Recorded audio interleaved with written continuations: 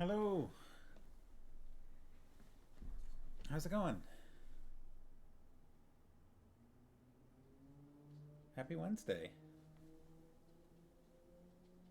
Hopefully I have audio. I do have a puppy. Oh, look at that guy. Hello, it's Wednesday, says Farm Mouse. Hey puppy. Waggy, waggy, waggy. He's had so many treats today, but he wants more.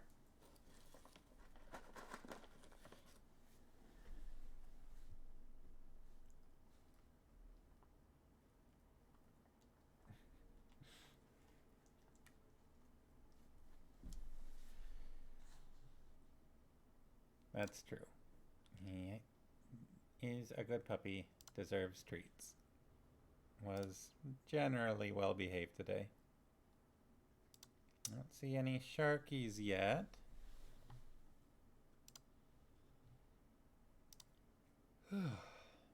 Or anyone else who is a real person other than Farm Mouse.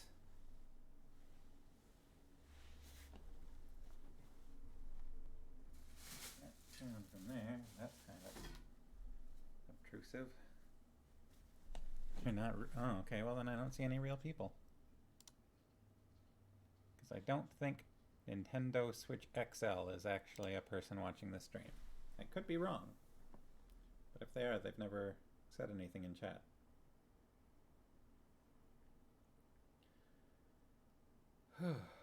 Ooh. Is that because you're not real? Yes. Okay. And therefore, as an artificial being, you must woo. Sharkies, hello, there you are. How are you? Happy Wednesday. Wednesday the 16th. Tired? Big day? Long day? Or just bad sleep? Or is it all of the above?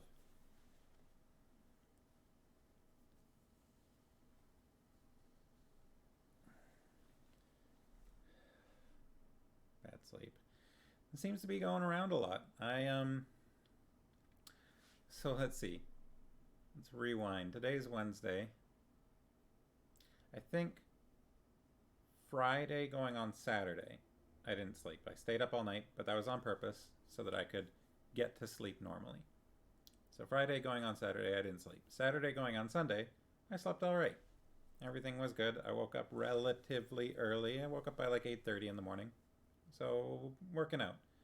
Then that was Saturday going on Sunday. Then Sunday going on Monday, I fell asleep around like 11 o'clock at night, and I woke up at 2 in the morning. And I was like, what the heck? And I couldn't get back to sleep. I was pretty irritated. So I was like, all right, I'm just going to stay awake. So that was Sunday going on Monday. But I was like, at least I'll sleep well tonight. So Monday going on Tuesday, I fell asleep around 11 o'clock. Woke up around 2 o'clock again. So 2 nights in a row, for some reason, I could sleep for 3 hours, and that was it. Last night I slept okay. So hopefully tonight I also sleep okay. We'll see. Yeah, so that was not a lot of fun. The second day of 3 hours of sleep, I was pretty irritated. I wasn't happy. But we'll see. We'll see if I can sleep tonight. I feel like I've got something in my hair here, but maybe it was just the light on it weird. We went to the dog groomers today. Yeah, we took Benedict to get his nails trimmed because we're bad at trimming his nails and he doesn't like it when we do it. But at the groomers, they are very good at doing it and they get it done in like 3 minutes. And it's relatively inexpensive as well. So he perked up at his name. And Benedict? Binnabon Bean? Binnakegabon Bean? So yeah. I'm a little better today because I did get a decent night's sleep last night. But I'm still kind of like recovering, I feel like, and like my eyelid's been twitching, which is irritating. You trim your own cat's claws. He knows he gets treats at the end, so he mostly complies. Yeah, I mean,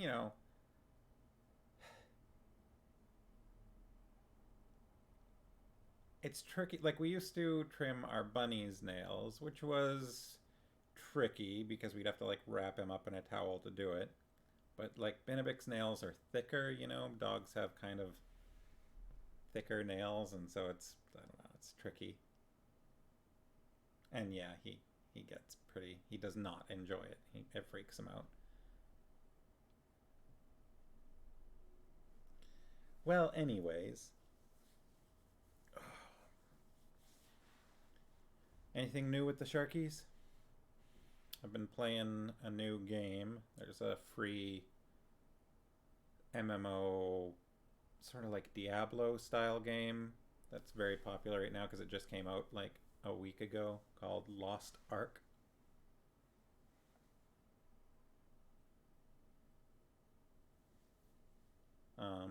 So I've been playing that with some friends. That's been fun.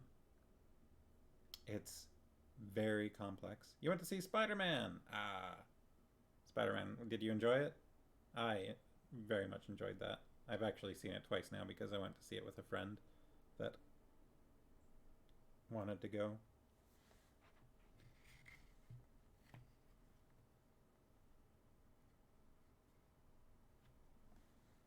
What did you think?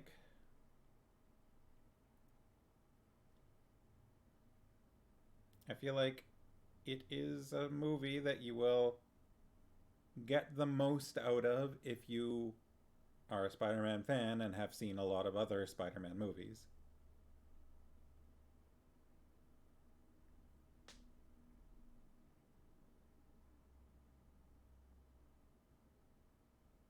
You enjoyed it quite a bit. Also had a peanut gallery of kids behind you.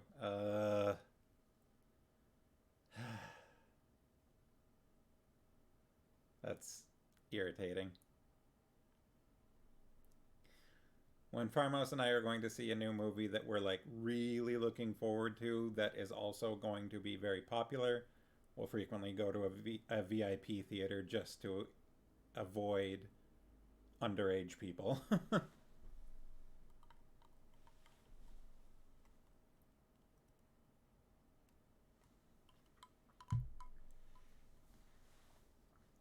Because, they sell alcohol at VIP theaters and therefore they don't let in anyone who is not of drinking age. The line they saw to Jamie Foxx must be a black Spider-Man out there somewhere. Yeah, yeah. Uh, on the topic of Miles Morales. Look what I happen to have right within reach.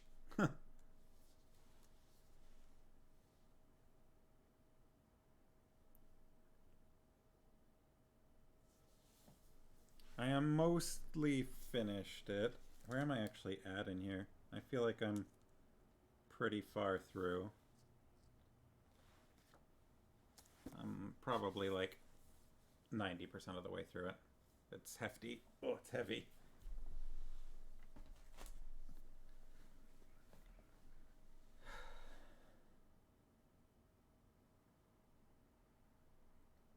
I also have in reach. Have you seen this? It's on Disney Plus if you haven't seen it yet. The movie. Uh, it was surprisingly entertaining, even if you don't know anything about the character. Um, because I didn't know much about the character going into it. It's quite good. I would recommend it. Plus, it's starring a Canadian, so that's a bonus. What else do I?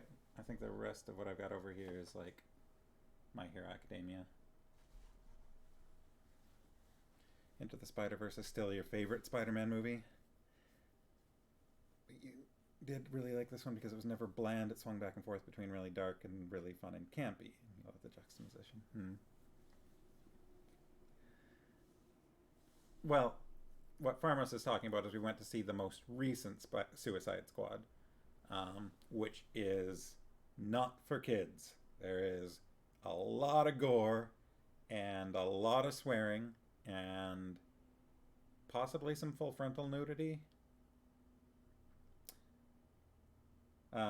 Sequels, because the next Into the Spider-Verse movie is called Across the Spider-Verse Part 1, apparently.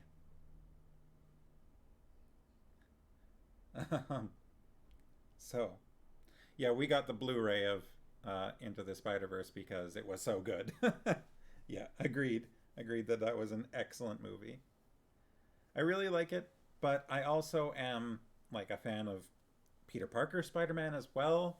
So while that movie was great and like I really enjoyed it, I also, I don't know, I like Peter Parker Spider-Man movies because that's the character I am used to.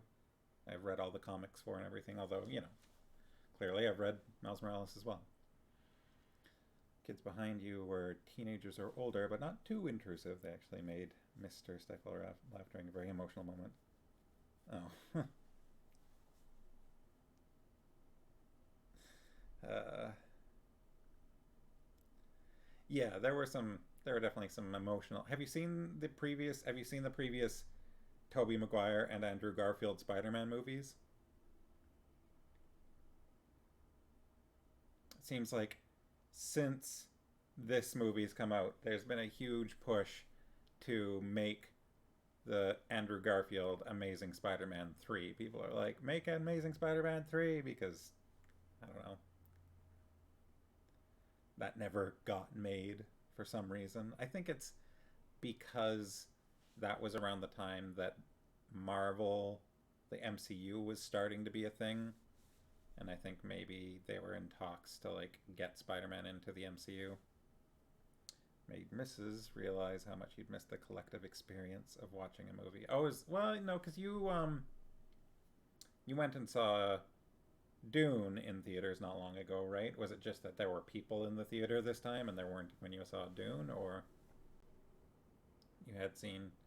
Oh, okay. So you've seen all of them except for one Andrew Garfield one. Which, to be honest, it's been a little while since I've seen the second Andrew Garfield one. It was like I think it was still good. I think it was more on the campy side. Like they did some interesting things with Electro, but they also did some weird stuff with him. I don't know. Like there was this whole thing I noticed with like the electricity kind of sounding like music that was really weird. I don't know.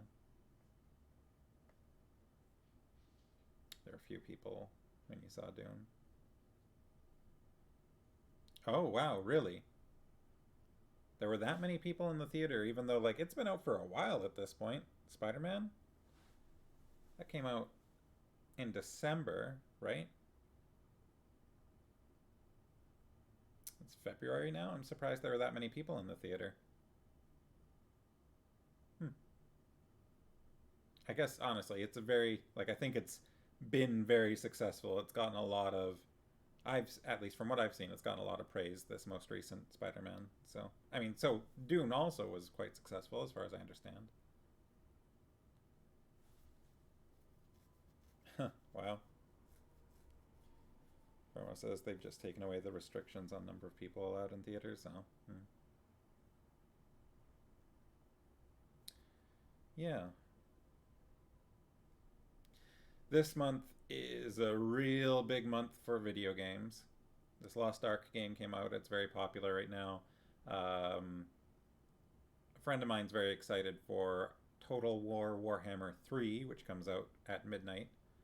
Um, the day after tomorrow, Horizon Forbidden West comes out on PlayStation 4 and 5, and which is the sequel to Horizon Zero Dawn, which is a super popular game.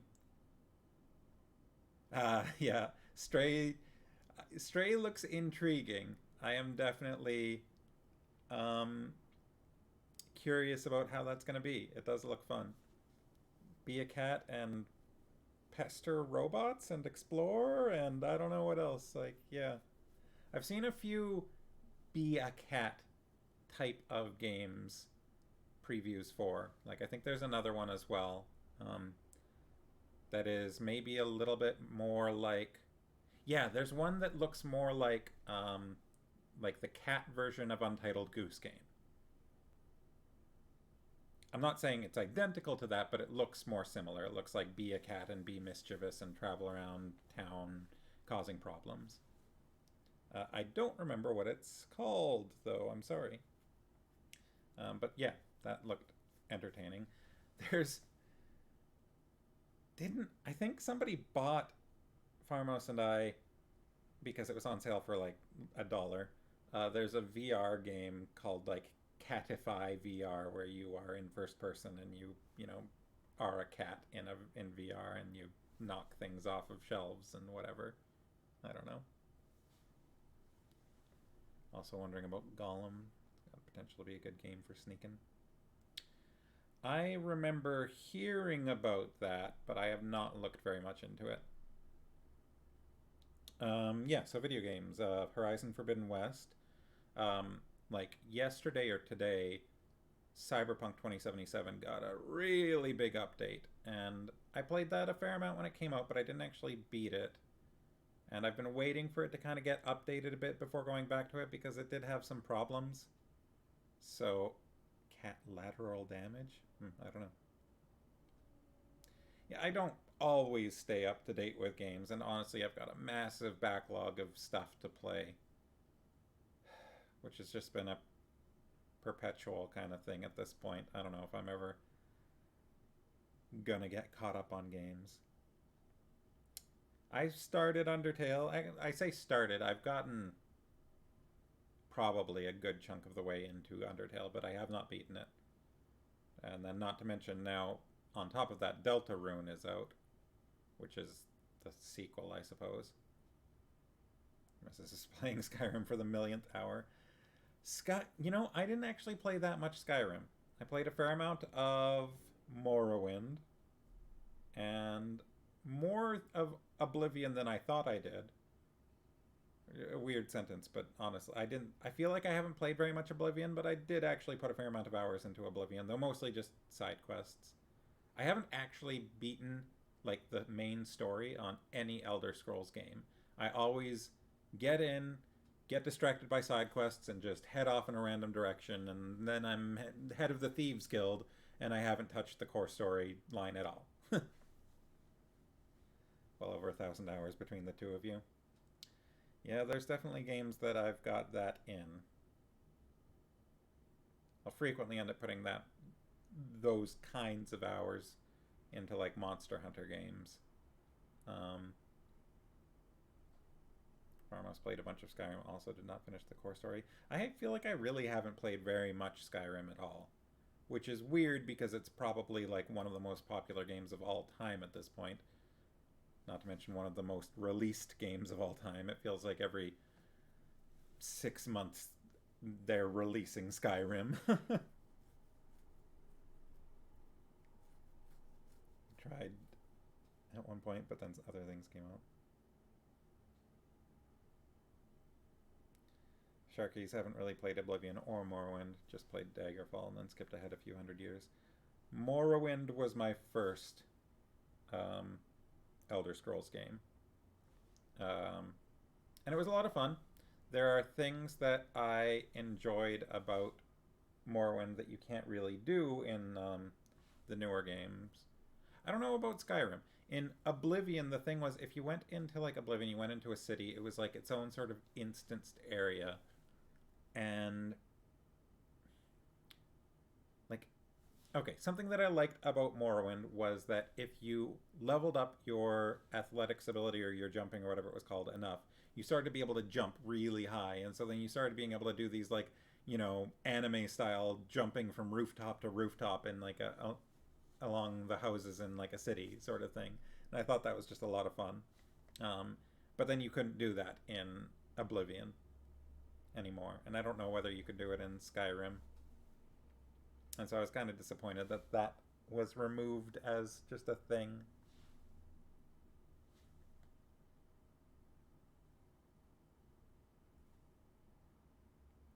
Foolish farmhouse. You can never be done, Skyrim. Pretty much done.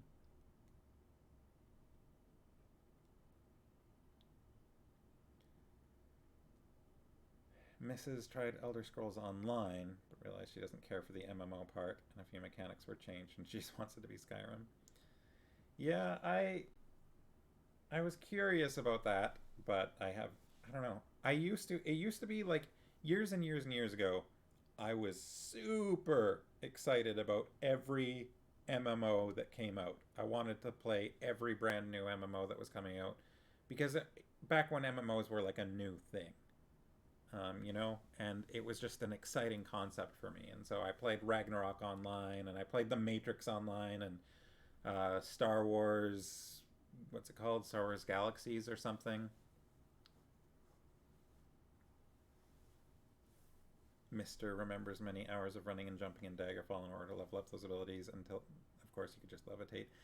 For me, flying is cool, but there's still a certain quality to just having the like anime jumping, where you can just like wee and boing, boing, and just do these big jumps. Like, I don't know. It's the difference between being a wizard and being a ninja. They're both cool, but it's different. There's differences between them.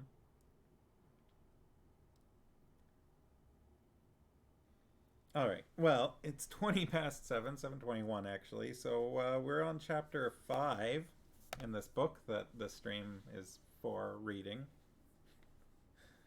Um, for me, that chapter 5 is on page 53. And we just had some sad times with Dernick. After some scary, exciting, scary times with everybody else. So yeah, in chapter 4, we left the home of Count Reldigan, and then there was more talking with Leldorin. Wait, Leldurin? Leldurin, people seem to think. Am I pronouncing that the way that you said the internet pronounced it? I don't know. Should I change that? Should I try and say Leldurin? Or should I stick with Leldorin?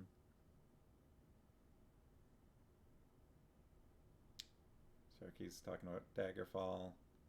Used to climb city walls at night, empty shop shelves, and then sell the stuff back to the merchants in the morning. Yeah. Yeah, there's a little bit of wonkiness in that regard. Farmhouse wants me to stick with Leldorin. Leldorin.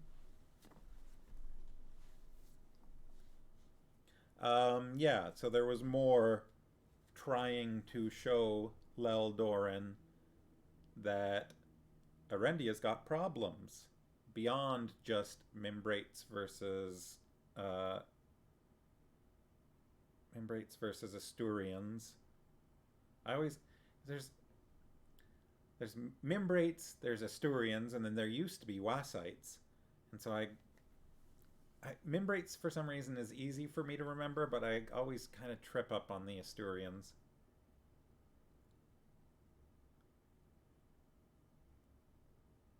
Sharky say Leldorin or Leldurin.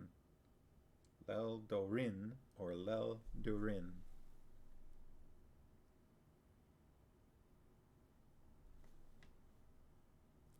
I'm going to keep saying Leldorin because that's what I have been saying this whole time, and I don't really see the need to change it.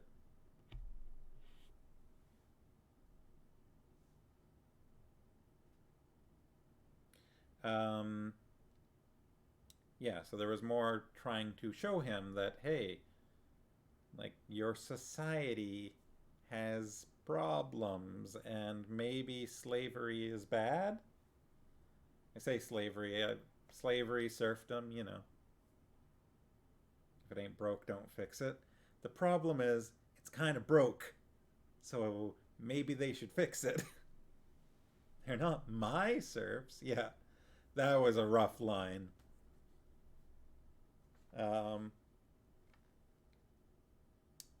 Yeah, so then they made camp and got ambushed, and people Oh, oh, if it ain't broke, don't fix it. Talking about Leldoran's name.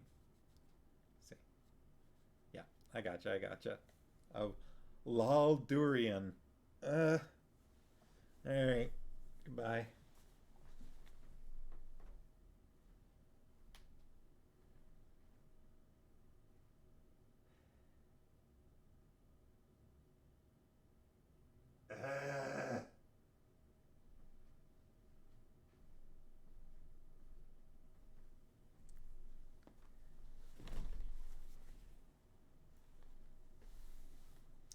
So Garion got kidnapped again, but they quickly rescued him, or Barak did, and there was more moping about being a beast.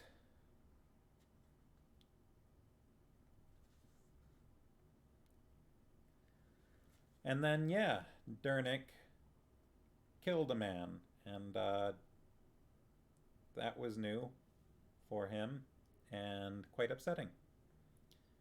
And that's roughly where we left off. So I'm going to get into chapter 5.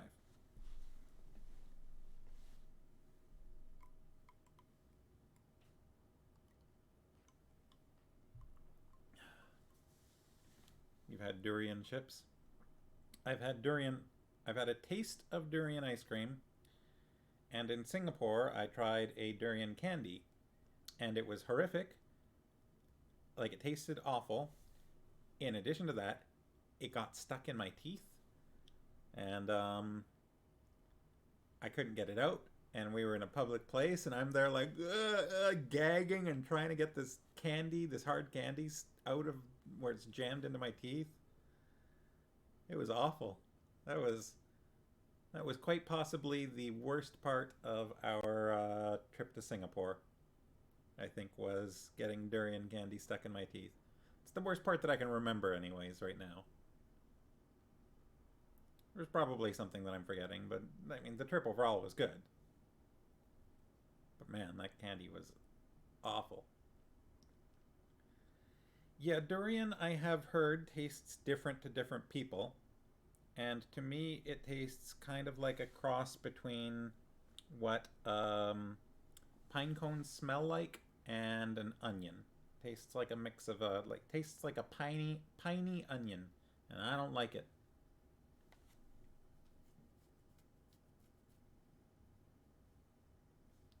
At least from what I have experienced of durian flavored things.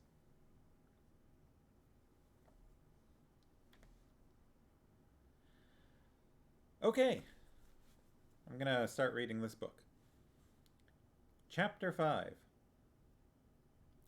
The fire had burned down to a tiny orange flicker outside the tent, and the forest around the clearing was silent. Garion lay with a throbbing head, trying to sleep. Finally, long past midnight, he gave it up. I know what that's like. He slid out from under his blanket and went searching for Aunt Pole. Above the silvery fog, a full moon had risen, and its light made the mist luminous. The air around him seemed almost to glow as he picked his way carefully through the silent camp. He scratched on the outside of her tent flap and whispered, "Aunt Pole?" There was no answer. I find that interesting. He scratched on the outside of her tent, because you can't knock on a tent, but it makes Garion kind of sound like a cat trying to get into the room. There was no answer. "Aunt Pole," he whispered a bit louder. "It's me, Garion. May I come in?" There was still no answer, nor even the faintest sound. Carefully, he pulled back the flap and peered inside. The tent was empty. Puzzled, even a bit alarmed, he turned and looked around the clearing. Hatar stood watch not far from the picketed horses, his hawk face turned toward the foggy forest and his cape drawn about him.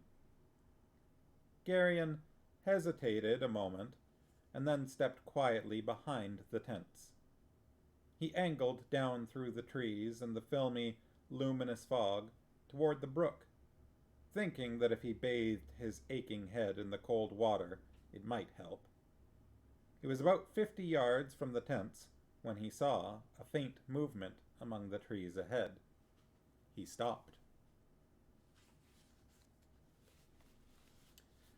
A huge gray wolf padded out of the fog and stopped in the center of a small open space among the trees. Garion drew in his breath sharply and froze beside a large twisted oak. The wolf sat down on the damp leaves as if he were waiting for something. The glowing fog illuminated details Garion would not have been able to see on an ordinary night. The wolf's ruff and shoulders were silvery, and his muzzle was shot with gray. He carried his age with enormous dignity, and his yellow eyes seemed calm and very wise somehow. Garion stood absolutely still. He knew that the slightest sound would instantly reach the sharp ears of the wolf, but it was more than that.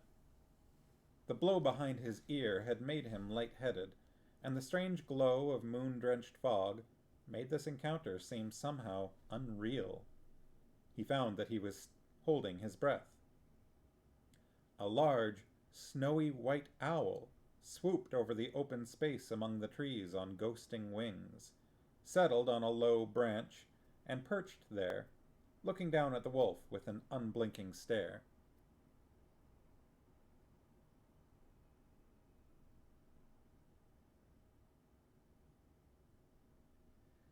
The gray wolf looked calmly back at the perched bird. Then, though there was no breath of wind, it seemed somehow that a sudden eddy in the shimmering fog made the figures of the owl and the wolf hazy and indistinct. When it cleared again, Mr. Wolf stood in the center of the opening, and Aunt Pole, in her gray gown, was seated rather sedately on the limb above him. "It's been a long time since we've hunted together, Polgara," the old man said. "Yes, it has, Father." She raised her arms and pushed her fingers through the long, dark weight of her hair. "I'd almost forgotten what it was like." She seemed to shudder, then with a strange kind of pleasure. "It's a very good night for it." "A little damp," he replied, shaking one foot. "It's very clear above the treetops, and the stars are particularly bright. It's a splendid night for flying." "I'm glad you enjoyed yourself. Did you happen to remember what you were supposed to be doing?" "Don't be sarcastic, Father." "Well?" "There's no one in the vicinity but Arendia, and most of them are asleep." "You're sure?" "Of course. There isn't a Grolem for 5 leagues in any direction. Did you find the ones you were looking for?" "They weren't hard to follow," Wolf answered. "They're staying in a cave about 3 leagues deeper into the forest. Another one of them died on their way back there, and a couple more probably won't live until morning. The rest of them seemed a little bitter about the way things turned out." "I can imagine. Did you get close enough to hear what they were saying?" He nodded. "There's a man in one of the villages nearby who watches the road and lets them know when somebody passes by who might be worth robbing." "Then they're just ordinary thieves?" "Not exactly. They were watching for us in particular. We'd all been described to them in rather complete detail." "I think I'll go talk to this villager," she said grimly. There it is. She flexed her fingers in an unpleasantly suggestive manner. "It's not worth the time it would take," Wolf told her, scratching thoughtfully at his beard. "All he'd be able to tell you is that some Murgo offered him gold. Grolems don't bother to explain very much to their hirelings." "We should attend to him, Father," she insisted. We don't want him lurking behind us, trying to buy up every brigand in Arendia to send after us. After tomorrow, he won't buy much of anything, Wolf replied with a short laugh. His friends planned to lure him out into the woods in the morning and cut his throat for him, among other things. Good. I'd like to know who the Grolem is, though. Wolf shrugged. What difference does it make? There are dozens of them in northern Arendia, all stirring up as much trouble as they can. They know what's coming as well as we do. We can't expect them to just sit back and let us pass. Shouldn't we put a stop to it? We don't have the time, he said. It takes forever to explain things to errands. If we move fast enough, maybe we can slip by before the Grolems are ready. And if we can't? Then we'll do it the other way. I've got to get to Zedar before he crosses into Tholmergos. If too many things get in my way, I'll have to be more direct. You should have done that from the beginning, Father. Sometimes you're too delicate about things. Are you going to start that again? That's always your answer to everything, Polgara. You're forever fixing things that would fix themselves if you just leave them alone, and changing things when they don't have to be changed. Don't be cross, Father. Help me down. Why not fly down? He suggested. Don't be absurd. Garion slipped away among the mossy trees, trembling violently as he went. Now, let me catch up on chat. Pharma says, luminous fog makes me think of our English friend not understanding the ethereal feeling North American people get about fog. The phrase, crappy, romantic fog was born during that conversation, yeah. London fog is apparently less romantic and more annoying and grim. Not really the sort of thing you'd think to name a yummy warm drink out of. Sharkies wonder what kind of suggestive gesture. I'm thinking, she was just an owl, maybe like a talon, because it was apparently not a very pleasant gesture. And then Lily's here. Hey Lily, how are you doing? We are on chapter 5, page 56. And Garion just saw Mr. Wolf and Aunt Pole shapeshift out of being a wolf and owl, respectively. So he's feeling a little shook. When Aunt Pole and Mr. Wolf returned to the clearing, they roused the others. I think we'd better move on, Wolf told them. We're a little vulnerable out here. It's safer on the highway, and I'd like to get past this particular stretch of woods. The dismantling of their night's encampment took less than an hour, and they started back along the woodcutter's track toward the Great West Road. Though it was still some hours before dawn, the moon-bathed fog filled the night with misty luminosity, and it seemed almost as if they rode through a shining cloud that had settled among the dark trees. They reached the highway and turned south again. I'd like to be a good way from here when the sun comes up, Wolf said quietly, but we don't want to blunder into anything. So keep your eyes and ears open. Sharky say packing up a camp at night doesn't sound like fun. I think it's easier than setting up a camp at night. I have done both.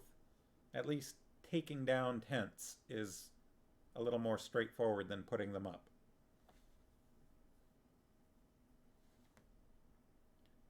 And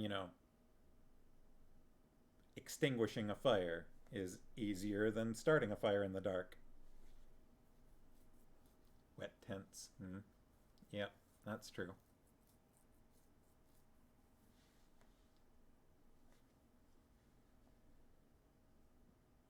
Also, setting up and taking down camps is something that gets easier and easier with experience. And I think everyone in this group is quite experienced at that. Um, so they probably have a pretty quick time of it. You get a routine of these are the things that need doing, and this is how you do those things. And once you've done that enough times, it's not that bad. So, for an adventuring party, I would say,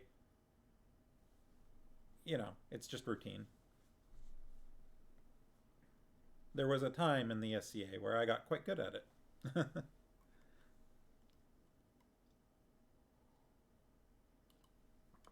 Yeah, this is a group where it's maybe not a daily exercise, but sometimes it is.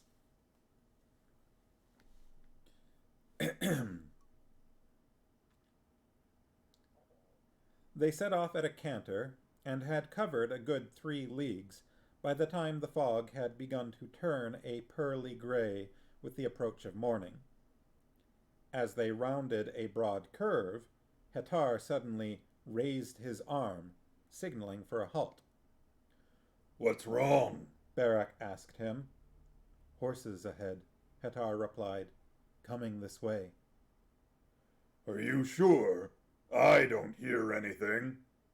40 at least, Hetar answered firmly. "There," Dernick said, his head cocked to one side. "Hear that?" Faintly, they all heard a jingling clatter some distance off in the fog. Sharkies have an old canvas tent, and it's particular to set up, but when I was younger, my dad and sister and I had it down to 15 minutes. Farmo says their tents are probably not as advanced as ours, though. No color-coded tent legs.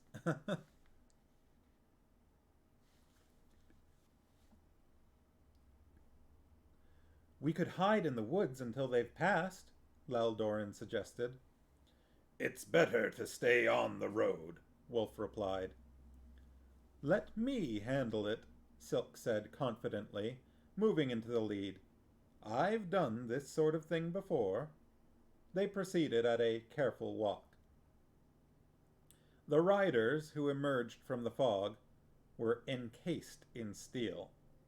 They wore full suits of polished armor and round helmets with pointed visors that made them look strangely like huge insects.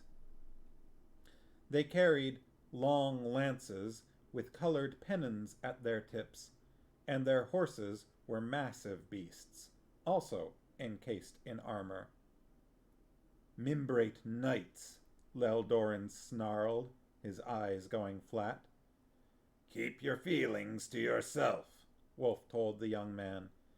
"If any of them say anything to you, answer in such a way that they'll think you're a Mimbrate sympathizer, like young Berentane back at your uncle's house." Leldorin's face hardened.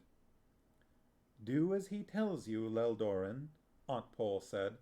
"This isn't the time for heroics." "Hold!"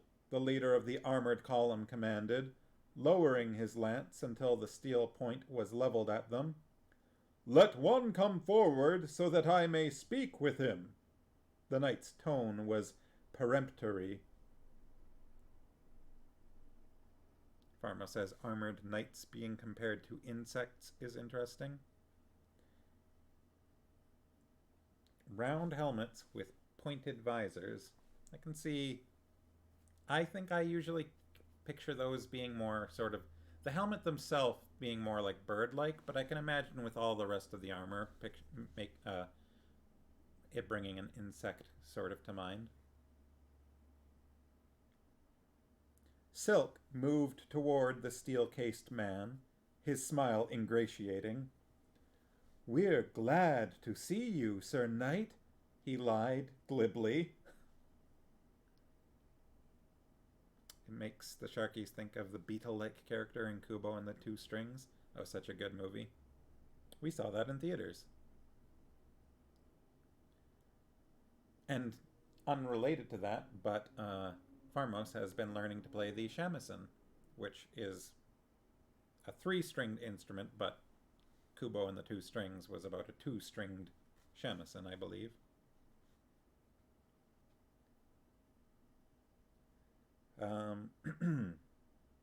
We're glad to see you, Sir Knight, he lied glibly.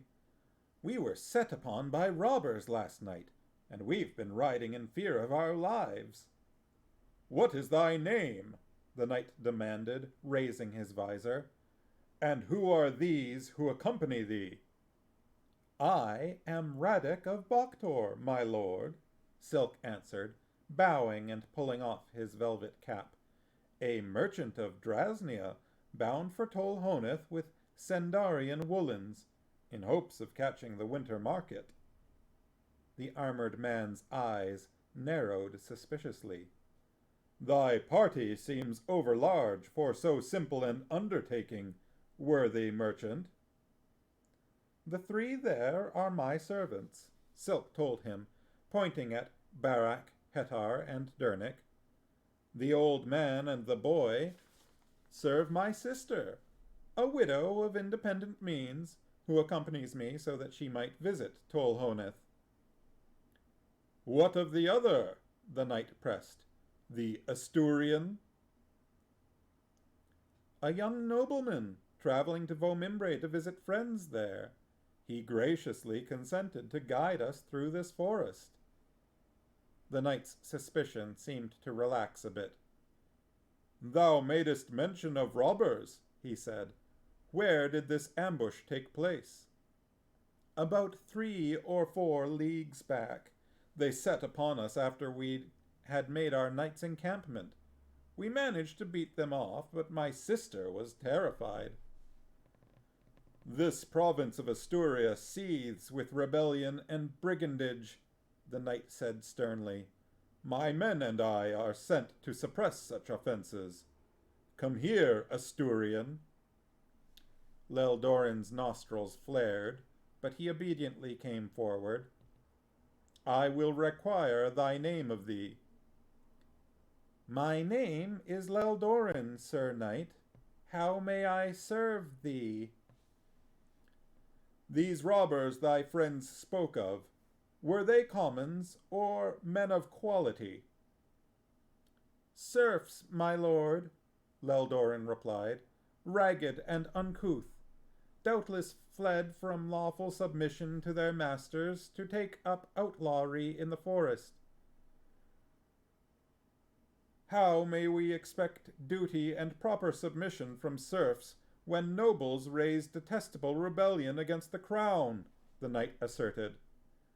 Truly, my lord, Leldoran agreed, with a show of sadness that was a trifle overdone. Much have I argued that selfsame point with those who speak endlessly of Mimbre depression and o'erweening arrogance. My appeals for reason and dutiful respect for his majesty, our Lord King, however, are greeted with derision and cold despite. He sighed. Thy wisdom becomes thee, young Leldoran, the knight approved. Regrettably, I must detain thee and thy companions in order that we may verify certain details. Sir Knight, Silk protested vigorously, a change in the weather could destroy the value of my merchandise in Tolhoneth. I pray you, don't delay me. I regret the necessity, good merchant, the knight replied, but Asturia is filled with dissemblers and plotters. I can permit none to pass without meticulous examination. The Sharkies are fans of brigandage as a word.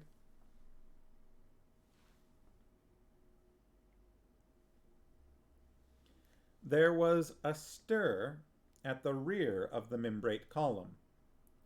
In single file, resplendent in burnished breastplates, plumed helmets, and crimson capes, a 100 Tolnedran legionnaires rode slowly along the flank of the armored knights.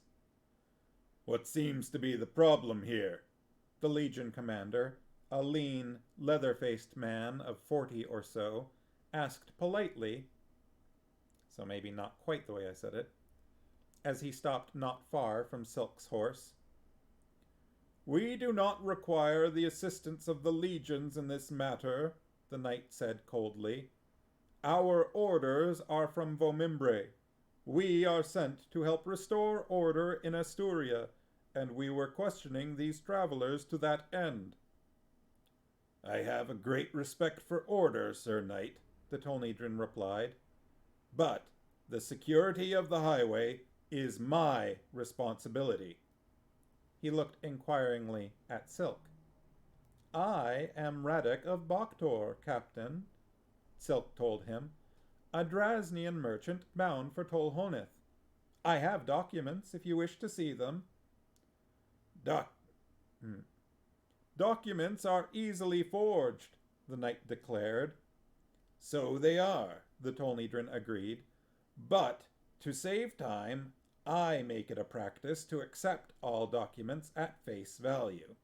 A Drasnian merchant with goods in his packs has a legitimate reason to be on the Imperial Highway, Sir Knight. There's no reason to detain him, is there?" "We seek to stamp out banditry and rebellion," the knight asserted hotly. "Stamp away," the captain said, "but off the highway, if you don't mind. By treaty, the Imperial Highway is Tolnedran territory. What you do once you're 50 yards back in the trees is your affair. What happens on this road is mine. I'm certain that no true Mimbrate knight would want to humiliate his king by violating a solemn agreement between the Arendish crown and the Emperor of Tolnedra, would he?" The knight looked at him helplessly. "I think you should proceed, good merchant," the Tolnedran told Silk. "I know that all Tolhoneth awaits your arrival breathlessly." Silk grinned at him and bowed floridly in his saddle. Then he gestured to the others, and they all rode slowly past the fuming Mimbrate knight. After they had passed, the legionnaires closed ranks across the highway, effectively cutting off any pursuit. "Good man there," Barak said. "I don't think much of Tolnedrans ordinarily, but that one's different."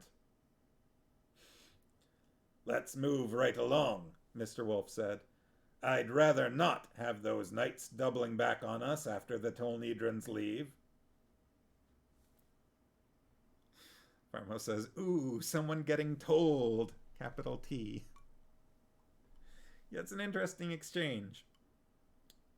We've heard about the Tolnedran highways before, but this is the first time we've really seen them policed.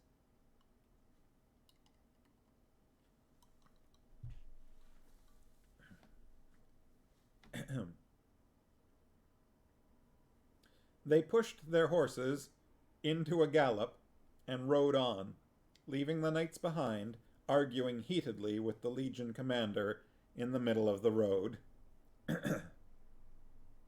They stayed that night at a thick-walled Tolnedran hostel, and for perhaps the first time in his life, Garion bathed without the insistence, or even the suggestion, of his aunt. Though he had not had the chance to become directly involved in the fight in the clearing the night before, he felt somehow as if he were spattered with blood, or worse. He had not before realized how grotesquely men could be mutilated in close fighting. Watching a living man disemboweled or brained had filled him with a kind of deep shame that the ultimate inner secrets of the human body could be so grossly exposed. He felt unclean. He removed his clothing in the chilly bathhouse, and even without thinking, the silver amulet Mr. Wolf and Aunt Pole had given him, and then he entered the steaming tub, where he scrubbed at his skin with a coarse brush and strong soap, much harder than even the most meticulous obsession with personal cleanliness would have required.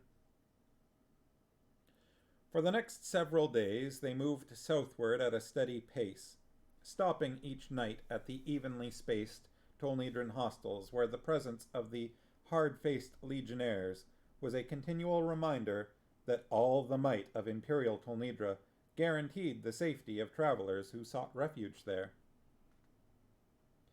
On the 6th day, after the fight in the forest, however, Leldoran's horse pulled up lame.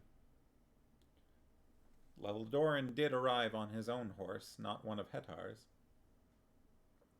Dernick and Hetar, under Aunt Pole's supervision, spent several hours brewing poultices over a small fire by the roadside and applying steaming compresses to the animal's leg, while Wolf fumed at the delay. By the time the horse was fit to continue, they all realized that there was no chance to reach the next hostel before dark. "Well, old wolf," Aunt Pole said after they had remounted, "what now? Do we ride on at night, or do we try to take shelter in the forest again?" "I haven't decided," Wolf answered shortly. "If I remember right, there's a village not far ahead," Leldoran, now mounted on an Algar horse, stated.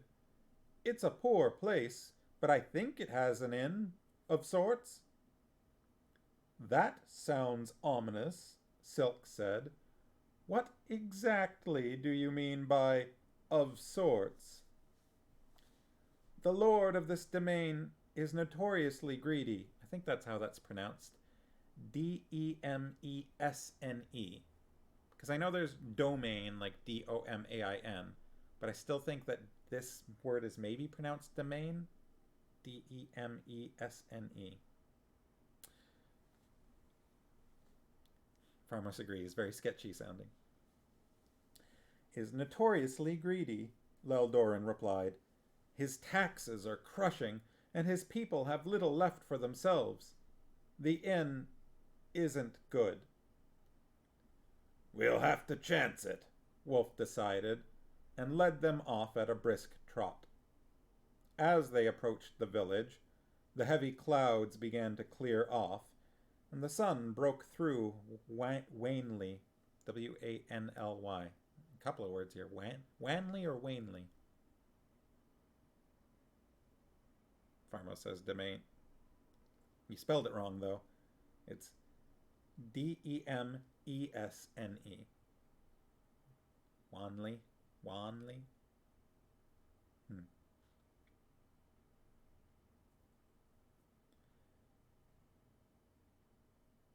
Okay, the sun broke through Wanley. The village was even worse than Leldoran's description had led them to believe. A half-dozen ragged beggars stood in the mud on the outskirts, their hands held out imploringly and their voices shrill. The houses were nothing more than rude hovels, oozing smoke from the pitiful fires within. Scrawny pigs rooted in the muddy streets, and the stench of the place was awful. A funeral procession slogged through the mud toward the burial ground on the other side of the village. The corpse, carried on a board, was wrapped in a ragged brown blanket, and the richly robed and cowled priests of Chaldan, the Arendish god, chanted an age-old hymn that had much to do with war and vengeance, but little to do with comfort. The widow, a whimpering infant at her breast, followed the body, her face blank and her eyes dead.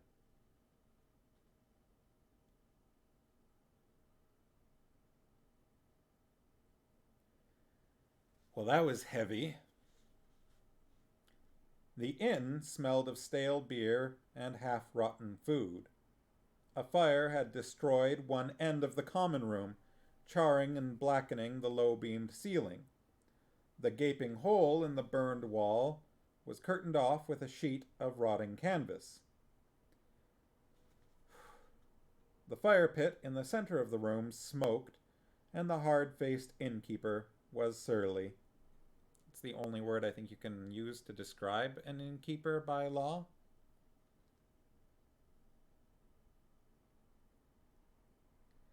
For supper, he offered only bowls of watery gruel, a mixture of barley and turnips.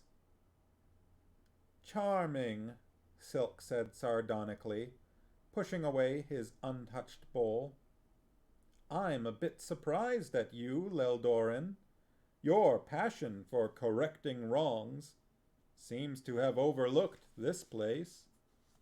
Might I suggest that your next crusade include a visit to the lord of this domain? His hanging seems long overdue.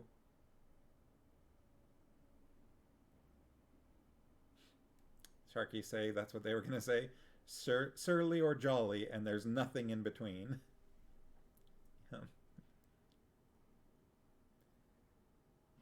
I hadn't realized it was so bad, Leldorin replied in a subdued voice.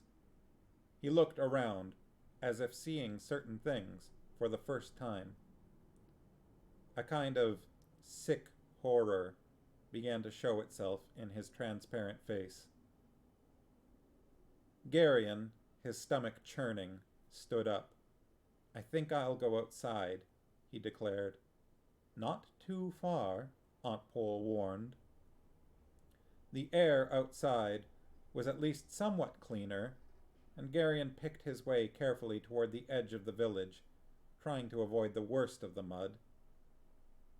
Please, my lord, a little girl with huge eyes begged. Have you a crust of bread to spare? Garion looked at her helplessly. I'm sorry, he fumbled through his clothes, looking for something to give her, but the child began to cry and turned away. In the stump-dotted field beyond the stinking streets, a ragged boy about Garion's own age was playing a wooden flute as he watched a few scrubby cows. The melody he played was heartbreakingly pure, drifting unnoticed among the hovels squatting in the slanting rays of the pale sun. The boy saw him, but did not break off his playing. Their eyes met with a kind of grave recognition, but they did not speak. At the edge of the forest, beyond the field, a dark-robed and hooded man astride a black horse came out of the trees and sat watching the village. There was something ominous about the dark figure, and something vaguely familiar as well. It seemed somehow to Garion that he should know who the rider was, but, though his mind groped for a name, it tantalizingly eluded him.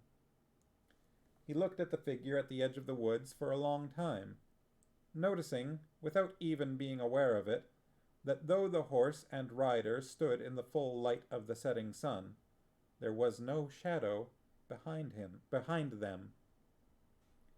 Deep in his mind, something tried to shriek at him, but, all bemused, he merely watched. He would not say anything to Aunt Pole or the others about the figure at the edge of the woods, because there was nothing to say. As soon as he turned his back, he would forget.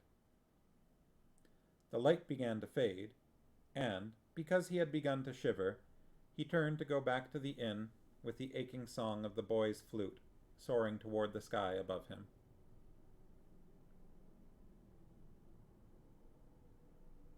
Farmos is wondering if it's a different kind of mind trickery. Well, why could it be that Garion's got mind trickery in place yet again? Does anyone remember anything that might be relevant? Any Chekhov's guns? Well, it's 8:04. We've reached chapter 6 on page 63. And it goes to page 75, so it's 12 pages long. Excuse me.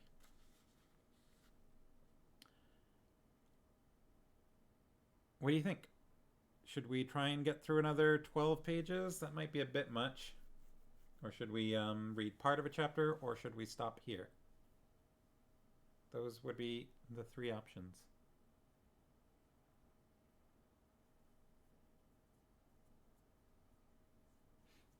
Farmer says, mayhaps Garion should be more careful when he's bathing. Sharkies are thinking maybe half a chapter.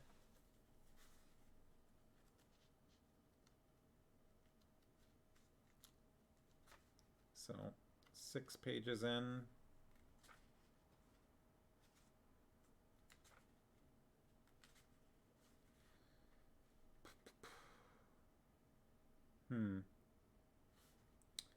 Six pages in is going to put us in the middle of something that we are not going to want to stop during.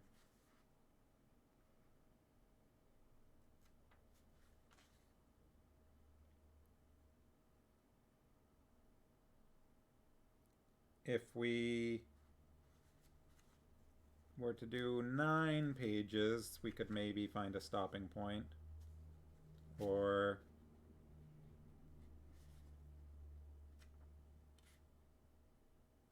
yeah, once we get like 3 pages into this chapter, we're going to want to keep going. Oh. Alright.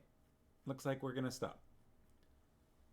Not to give you any spoilers about the next chapter, but there's just going to be some bits that we're going to want to continue through without an easy stopping point.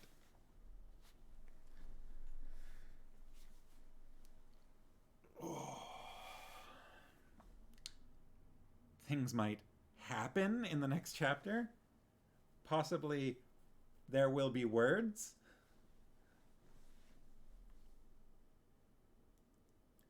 Sharky say, it's interesting that Leldoran was asked to hide his feelings for the Mimbrates. Well, the Mimbrates, even with Leldoran sucking up to them, were already looking to detain them, which is something that Mr. Wolf certainly does not enjoy. And there were 40 of them, or Hetar said that he heard around 40 horses, right? So, not exactly something that our group could handle on their own. So, I understand why he was asked to hide his feelings. Because... Oof, noisy vehicle out there. Because imagine if Leldoran had been rude to them, things might have gone much worse.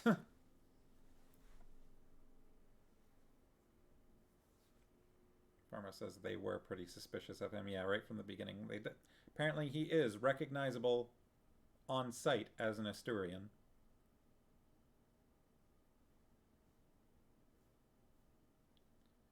Sharky say, normally I'd not think much of it, but given the current world circumstances, I'm not sure I could keep my mouth shut if there were people blocking the road and I was forced to make them think I agree with them to make it past. Normally, you would also not be on a mission to save the world as well. I imagine that if it were a life or death scenario, you probably could manage it. That would be my guess. Not saying it's an enjoyable thing to do. That's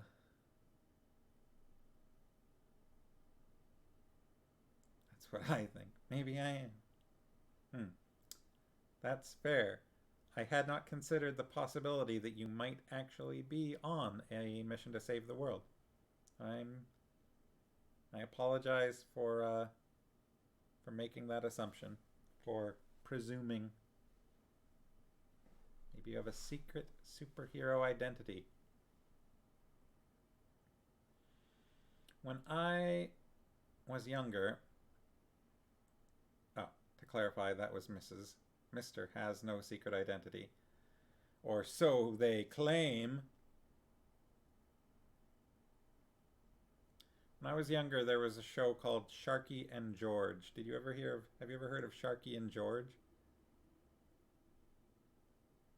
It was about like, I think a fish and a shark that were like detectives. Irma says, sure, sure. Could you tell that was a wink? Did I look far enough over?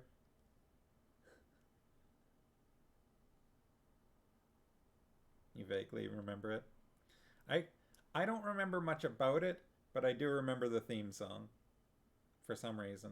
I guess it just had a catchy theme song. It was like Sharky and George, defenders of the sea.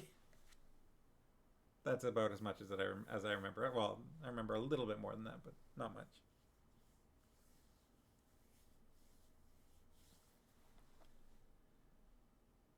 Not that that had anything to do with superheroes. Mister, never heard of it. Never had people singing that to you. Okay. Honestly, I didn't know if it was a very well known show. So, all right.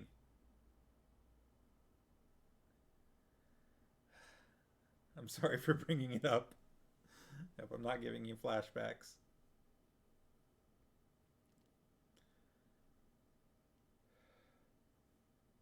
I was wondering if you have a friend named George. Yeah. Dripping sarcasm, yeah.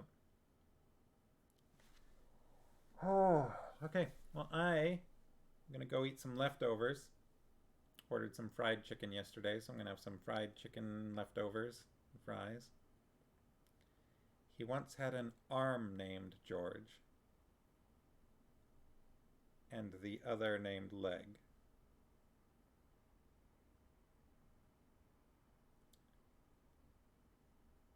So I hope everyone has a great night and a restful Thursday. I hope everyone feels better by Friday, and by everyone I also mean me. And yeah,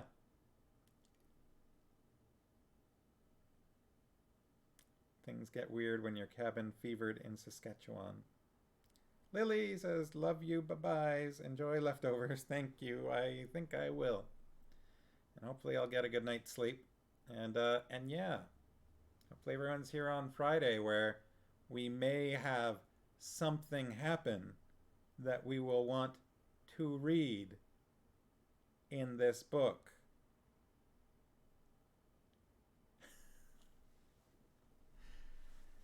Happy to hear my fabulous voice reading a nice story. Oh, shucks. I'm glad that you're having a good time. I am. I'm looking forward to this next chapter.